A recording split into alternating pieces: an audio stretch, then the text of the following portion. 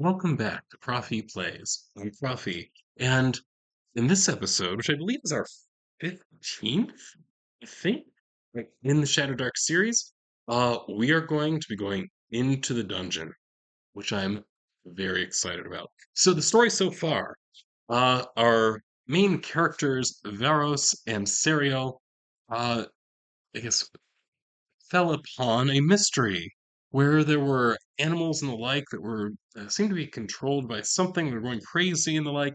And as they went and uncovered what was happening with this mystery, it turned out the ghost of Lios, a wizard, was controlling these creatures because it seemed like there was some kind of bad blood or something between Lios and certain cities and castles, lords, and the like. So unfortunately, amidst finding this out, Veros was killed. So Sariel kind of took up this mission and is now having collected people to round out his party. So we have Sariel here. We have Hank, the kind of warrior priest type. He is technically a priest, but he's definitely of the warrior type. Then we have a couple others. I believe this is Bavrin or Barvin or something like that. What's his name? I think it's Barvin. I know my characters very well. Um, so you got Sariel, and the thief is Barvin. Barvin, yes.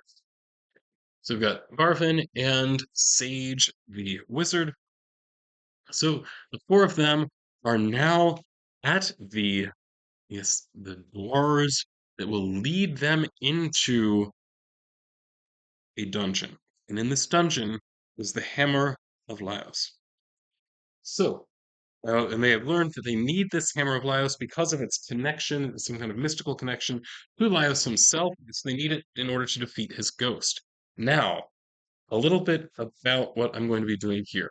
Right. So, first, I use the sandbox generator, specifically its section on dungeons. Okay, actually, I printed out separately here, right there, the dungeon section in order to kind of get a view of this. Now, the sandbox generator, when you look at its dungeon creator, it is definitely geared toward kind of mega dungeons. So this is a big place. It turns out it's we're not. This is nothing to sneeze at, right? So I've got some information here about it. Now it turns out it is not a huge dungeon as far as that goes. It could have been much bigger. But when I rolled, it turned out there's only one level to it, but it's pretty deep down, right? So this is called the Steading of the Forgotten Sorcerer. Presumably, the Forgotten Sorcerer was Laos, and the dungeon itself is down 5 levels. So we're going to be descending a staircase. So I'm going to say that we're going to go ahead and do that. So go ahead. We're heading down the staircase, winding. I think it's a spiral, just going to a spiral of stairs, right, going down. Uh, Now, it says here in terms of theming, it's vegetal, so I'm guessing that there is kind of moss, vines, and the like growing here. It is quite dark, so it makes sense then that we would in fact have one of the characters light a torch. So, who do we have light a torch? Well, here let's have Hank. Hank can light one of his torches. He had two. Well, now he has one. Now that means then I can start a timer. Now if you're playing Shadowdark uh, kind of normally, then there's my timer here. Then you would set a literally like a 1 hour real time timer. Solo dark. So we take this the solo rules that Kelsey Dion put together. That does not use the real time system for torches. Instead, it uses a round based system where you have 10 rounds. Right. So 10 rounds, that would be things like, so I guess if we get into combat, those rounds would count. If we're just exploring, I would say it takes one dungeon round in order to explore one room. Right. So it's one room per round. That keeps everything very simple. Now, another thing about kind of this exploration, uh, I kind of have a conflict, right? So we go down the stairs, right? Vines, moss along the side. Hank has lit his torch, so I suppose he's taking the lead here. All the others are following behind. Now, we have a conflict in that the sandbox generator dungeon section, as it's randomly generating a dungeon, it is definitely designed with kind of a grid in mind. And I, in fact, actually specifically suggest using graph paper for drawing out your dungeon as you go. However, the Solo Dark supplement has some suggestions for the kinds of things you might want to use in order to, you know, create dungeon. Right. So, according to that, it has a number of different options. Now remember, I'm using just the quick start stuff, so I don't have like the actual Shadow Dark itself for dungeon creation. But even there, apparently they only devote 2 pages to the creation of dungeons. But they have a number of things they suggest as possibilities. So there's the Gardens of Een and the Steading Library are two things they suggest. The Tome of Adventure Design by Matt Finch, Axebean's Deck of Many Dungeons, and Knave 2E. I don't actually have any of these things, but I went and I kind of gathered what information I could about them, and it turns out that a good chunk of them, in terms of dungeon design, are based not on grids, but on a point crawl, where effectively you just kind of define various rooms and how they're connected to each other. That's it. And honestly, I think that that is way easier, and I think it actually does fit with the feel of Shadow Dark. In that Shadow Dark, when you kind of read the rules as I understand them, right, distance is not measured in feet. Right? Distance is measured in close, near, far. This type of measurement. So it is much more, I guess, conceptual and abstract in terms of distances. So that being the case, it doesn't make sense to me to say, well, this room is 50 feet by 40 feet or something like that, or however many just by however many meters. That also doesn't make sense to me. One, because I'm an American, but also because that isn't really the spirit of how Shadow Dark works. So I have a conflict. On the one hand, right, Shadow Dark suggests something like a point crawl makes sense. On the other hand, what I have here from the sandbox generator is definitely not a point crawl. However, I think it's fairly easy for me to combine the two. So what I'm going to do here is rather than really taking the room sizes very literally and taking the corridors very literally, rather what I'm going to do is just crawl room to room. So that's one thing. Another thing about this is that uh, we have a special treasure that we are seeking in this dungeon that we believe is in here somewhere. So I need some rules for finding that particular treasure rather than just treasure in general. So here's how the rules are that I'm going to use. I've modified these from um, Scarlet Heroes. So Scarlet Heroes has kind of a rule set out for generating these random dungeons where you're looking for something specific and the odds of finding it. So here's what happens. So after I define what the room is, I will roll a d20. And if it rolls a natural 20, then the thing is here. Now, after we navigate through half of the rooms in the dungeon, which in our case, this dungeon has 32 rooms in it, all on the same level, so we're not going to be going up and down stairs or ladders or anything like that once we're down to that level, which they're currently walking down the stairs. Uh, once we get down there are 32 rooms. And once we've explored half of those, so 16 rooms, then we're going to start adding a modifier onto that roll. So add +1 for each additional room after that fact. Right, so then, if we get to the last room and haven't found the thing yet, what we do is do something different. Instead of it being a +16 or whatever it is to the roll, instead I'll roll a d20 and give it a 50-50 shot. So if it's 11 to 20, then yes, the thing happened to be in the last room we explored. If it is 1 to 10, that means our princess is in another castle, or in our case, our hammer is another castle. This is not the right place. Something happened to the thing. It is not here. And I'm just going to, if that happens, we'll roll up some kind of clue to figure out where the thing might actually be. Now, statistically speaking, it would be real weird if we got to that point because, I mean, I'm going to be rolling at a +16 or +15 or something like that before we get to that room. And we're probably not going to get that far. But if we do, that's the plan. All right. So I think that that defines pretty well kind of what we're doing. So I'm going to do this as a point crawl, as I mentioned. So we're going to just start then in room number 1. And so we go down to the bottom of the steps, and at the bottom of the steps there is a room. So it is room number 1, which I'm just going to write here. I'm actually going to put it at the bottom of my. I'm just using a regular notebook sheet of paper. One, I'm going to put a circle around it. All right, so something like this, right, to indicate that. Now I need to figure out how many doors there are out of this room. So flipping through, we've got a room here. Oh, how big is this room? I kind of want to figure that out first. So pull out my D6. Go. Now I'm not going to take the size, like I said, too literally as far as it goes, or at least too specifically. So it's a three. Three would indicate this is a medium-sized room. The shape of the room, I don't particularly care about. So now we need the type of the room. So for that one, it is, oh, it's again a D6 roll, and then it'll be D100. I do need the D100 here. Figure out whether there's treasure in this room. Okay.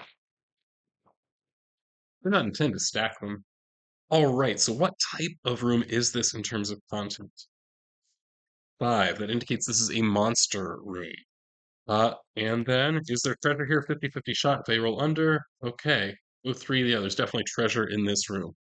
Cool. All right. So the next thing we need to roll then. So we know this room, it will have monsters in it. I also want to know about doors. Like how many doors we have leaving.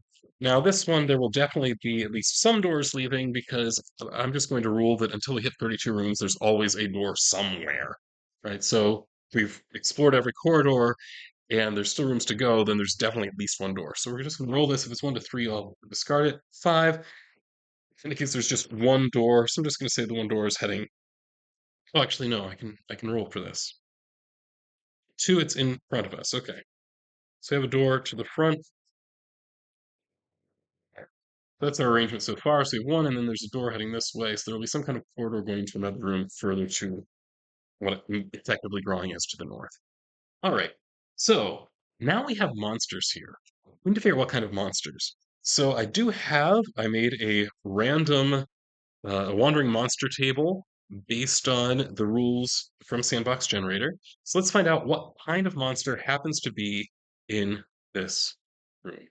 Now I used because Sandbox Generator has a list of monsters. The problem is that those monsters don't all exist in Shadowdark either. So what I did was I found the leveling for these monsters, and then I kind of made my own lists based on what I had from the Shadowdark Quick Start monster list. So number three is what we found. Okay, so it's troll. So here's my troll. All right. So we come into this room. There is a troll here. So I know a little bit more about what's going on with this troll and what its behavior is here. So we come in, we have, I mean, it's obviously they're going to see us as we come in. I don't think there's any avoiding that. But what is its reaction to us? Now, we do have reasonable charisma.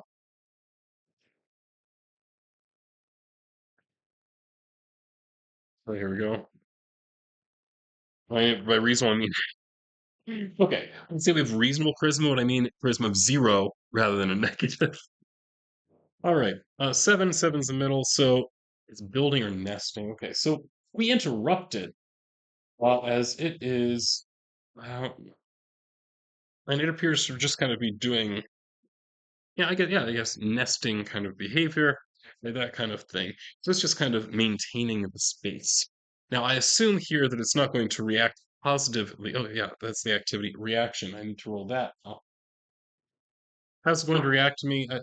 Well, I don't think that ogres are known for, for being friendly, like ever.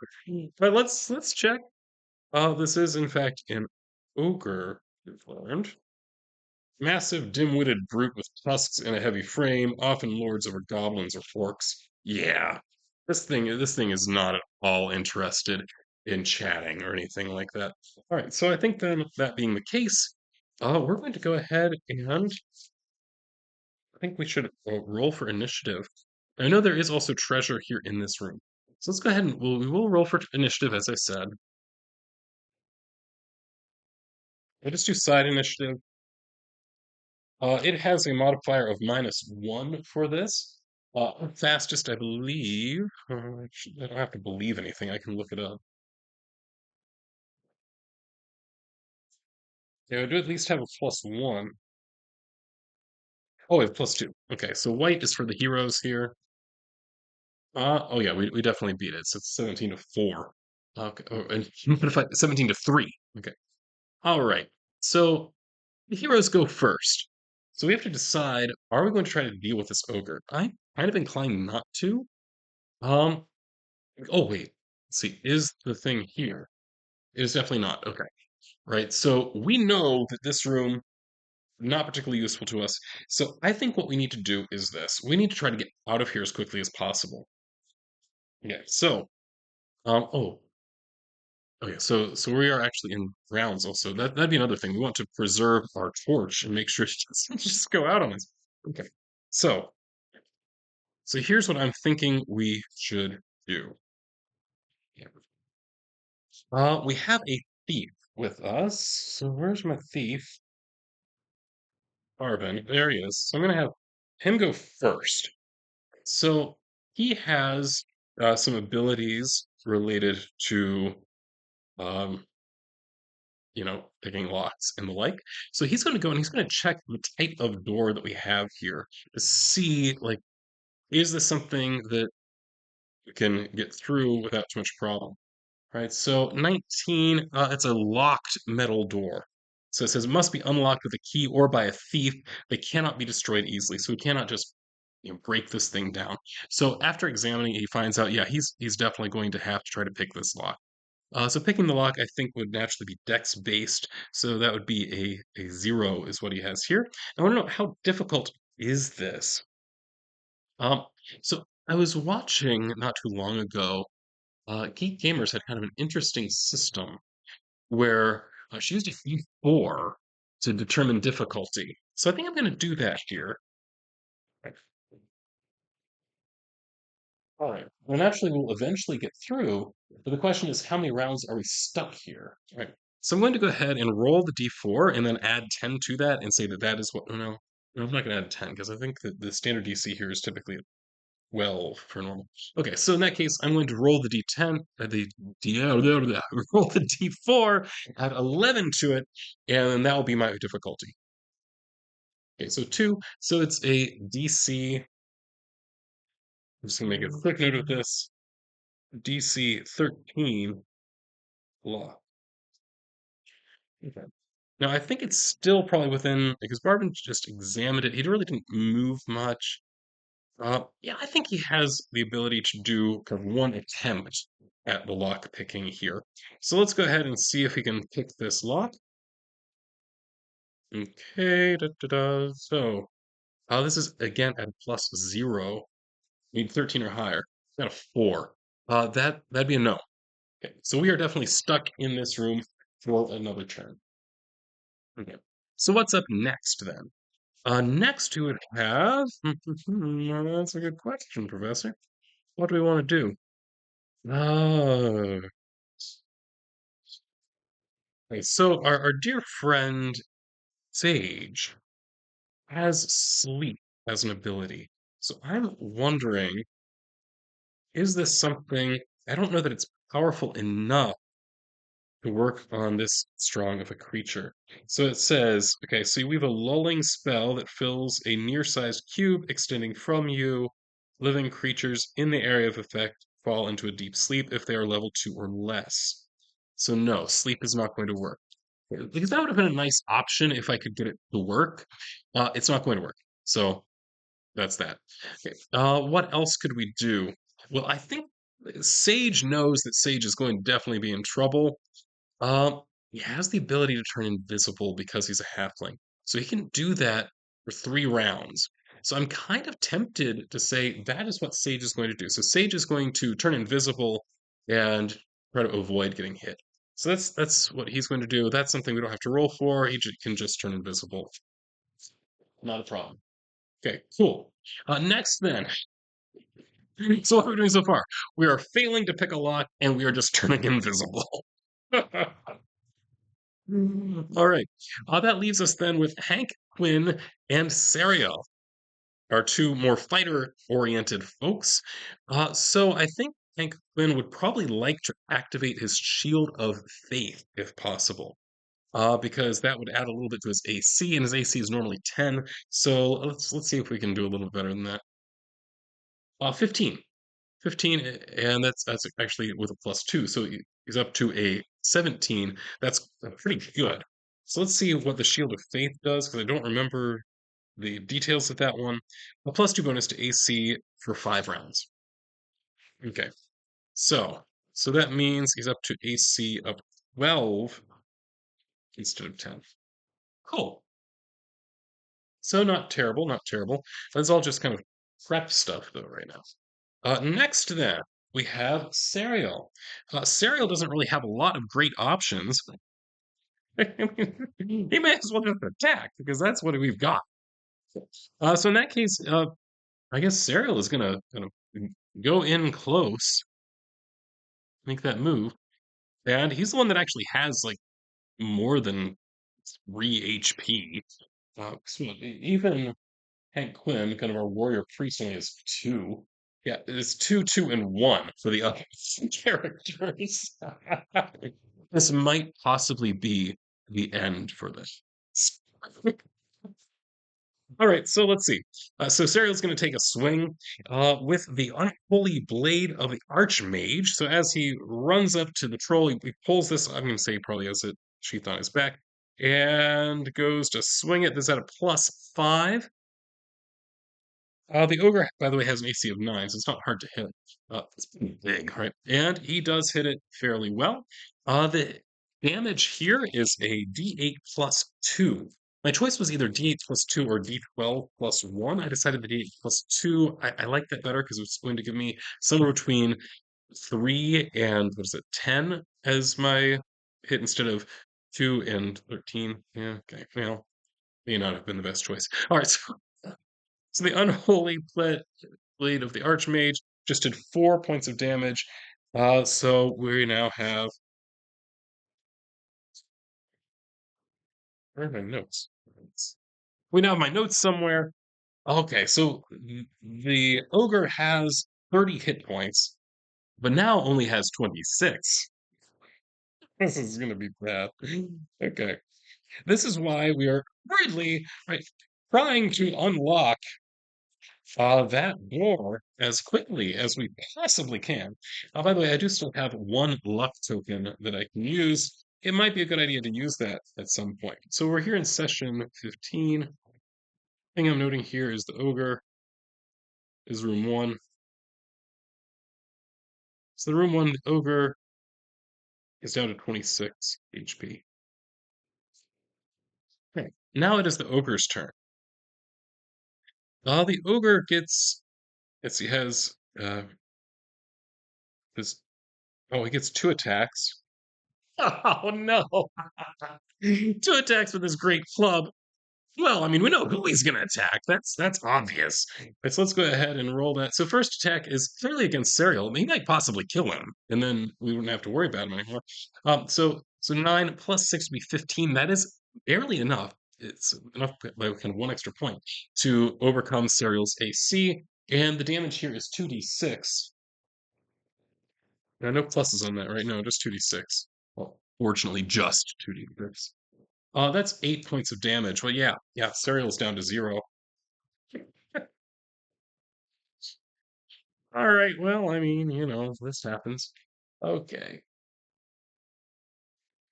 And, okay, so Sariel gets 2 rounds to try not to die. Okay. Because you roll the D for death saves, you roll a D4, and then add your Constitution modifier, but he doesn't have one. So that's the first attack.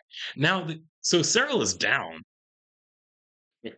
And the only other one that really seems like he might possibly be a threat at the moment, Sage is invisible. Um, Barvin is just messing with the door. It's Hank.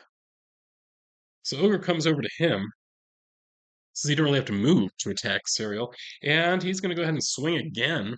This time, what is the AC? I believe is 12, if I recall correctly.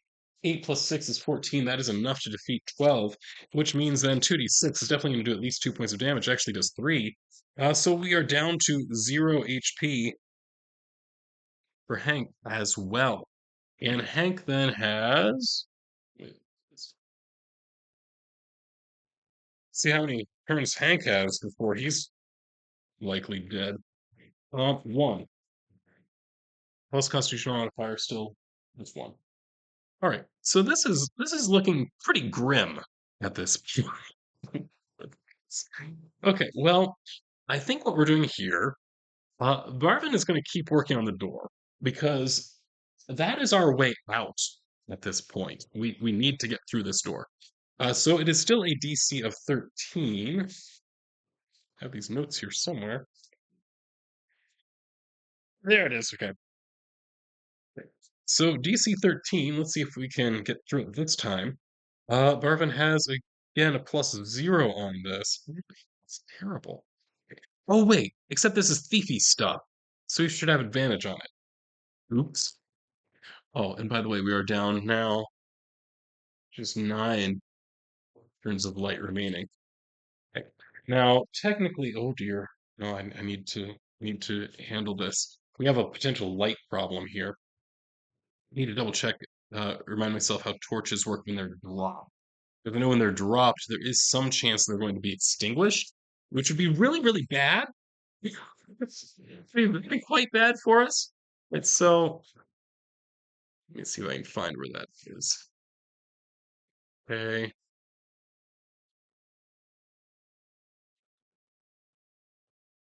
torch, light source. Okay, let's look for that page. Light sources. Da-da-da. Light sources last for up to an hour real time.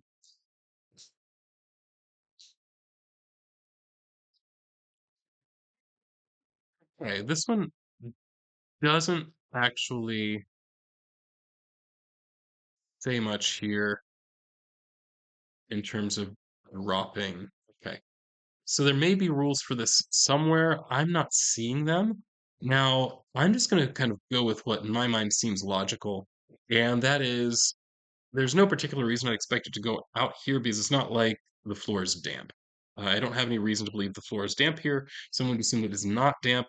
So we do in fact have, while Hank fell, the torch fell on the floor, and that makes some of the angles of the light perhaps less than ideal. Nonetheless, it is still lit, so we're okay on that front. Okay, so we've got a total of just short. Okay, so Barvin tries and fails. There. Next, then, Sage, who is invisible and therefore probably going to make it out of this alive, is going to go and try to administer some first aid to the one who is most in danger right now is Hank. Hank is the one who's on the edge of death. Right. So, in order to potentially save him from that, we're going to go ahead and do it is a wisdom save, if I recall correctly. Oh, no, no, it's not. It's intelligence, which is even better because that's at a +2. Okay. Let me just double check. I know that I have these rules laying here somewhere. Okay, so dying, yes. Stabilize. DC 15 intelligence check is what I'm looking for here. All right. So let's try it. DC 15 intelligence check. And we got a total of 9. That's not good enough, right? Which means now we've got it's really going to be on his own. Is Hank going to be able to recover? Got a 10. He doesn't need a 10. He needs a 20, I believe, to magically revive. Well, not magically, spontaneously revive. Just to make sure that I'm right about that. On turn, yep, 20 equals rise with 1 HP. He did not hit the 20. He had one chance. Goodbye, Hank. That's that's what it is. Right. Okay. Meanwhile, so goodbye, Hank. I guess it's one less character to worry about. Now Sariel doing the same thing and needs to hit a DC 20 as no, it's not DC 20, it's just rolling a 20. So death check here, it's a 3. I'm gonna say no. Well, that's pretty bad. Okay. All right, so Sariel is also still down, but alive at this point. So now the ogre, looking around the room, is still pretty mad, I suspect, and is going to attack somebody. There's only one person that he can see, right? And that would be Barvin, because Sage is invisible. So he's going to go ahead and attack Barvin. Okay, Barvin has AC of. If I can find Barvin. There's Barvin. Okay, it has an AC of 11. 5 plus 6 is just enough. So the ogre does manage to hit Barvin. And, I mean, he only has 2 hit points. So yeah, he's out as well. So Barvin is also down. Constitution modifier -2. So yeah, he only gets one chance as well. Okay, so Barvin is down. Okay, cool. And that is, oh, he gets a second attack. Well, he doesn't have anybody to attack, so I suppose he's not going to attack anybody. He's just going to kind of go back to what he was doing, because I mean, it looks like everybody else is knocked out because he can't see Sage, who is invisible and still trying to save people. So at this point, back over to Sage's turn. So the question is, what is Sage going to do? I think it makes sense. Um, oh, wait. Tick down. Sage doesn't have long now. Sage really just has one turn remaining after this one, at which point he needs to get out of there. But it's also true that at that point, the other two will be dead. So I think Sage is going to make it out of this alive. The other two will clearly not, unless we get real lucky with one of these rolls, or I might use that luck token. That's probably a good idea. Sage, I think it makes sense, is going to try to save Sariel. That's what makes the most sense to me. So they have more background because like Sage had met Sariel before, back when Sariel and Veros met, right? Ophelia, the wizard, and all this. So who Sage is the apprentice of. So I think it makes sense. Sage is going to try to save Sariel. So let's go ahead and try that. Remember, it's a DC 15 we're looking for here. Did not hit it. So we're going to go ahead and spend that luck token because I mean, when else would you spend it? Yep, still not gonna hit it. All right, so that's it as far as that goes. Let's go ahead and try death saves. So Barvin is dead, and Sariel also dead. All right, so I can remove the two of them as well. At this point, this is all a disaster. Okay. Um, so Sage still has one turn of invisibility.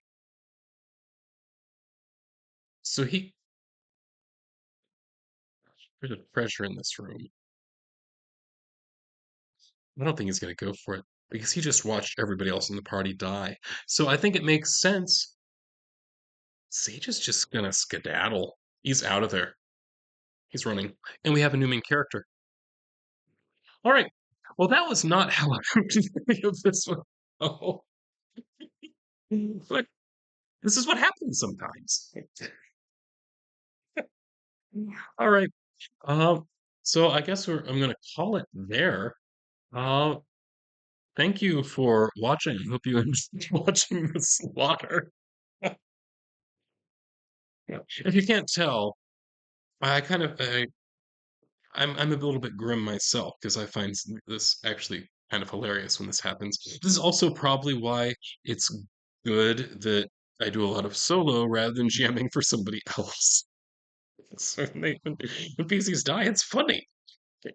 All right, so I'm going to leave it at that and say, well, next time we'll find out what Sage decides to do, as it is not at all clear what the next step would be, or if there is a next step, as far as that goes. So, uh, until next time, this is Profi signing out.